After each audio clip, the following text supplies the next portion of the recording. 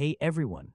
If you're working with several documents at once, NotebookLM can analyze them together and help you find connections much faster.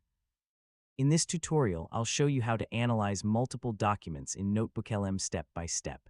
First, open your web browser and go to the NotebookLM website. Sign in with your Google account and create a new notebook or open an existing one. Next, click Add Source Asterisk and upload all the documents you want to analyze. You can add PDFs, Google Docs, text files, or other supported sources to the same notebook. Now, wait while NotebookLM processes each document. Once indexing is complete, the AI will use all of your uploaded sources when answering questions.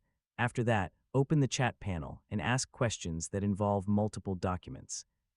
For example, you can ask the AI to compare findings, identify common themes, summarize differences, or explain how the documents relate to each other.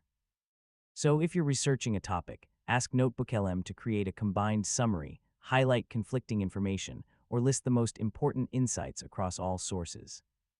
Next, review the AI's responses and use the source citations to verify where each piece of information came from before using it in your work. Finally, continue adding new documents whenever needed. NotebookLM will include them in future analyses, making your knowledge base even more useful. And that's it. Yeah, you've successfully learned how to analyze multiple documents in NotebookLM. Now you can compare information, organize research, and discover insights across all your sources with much less effort. Thanks for watching, and I'll see you in the next tutorial.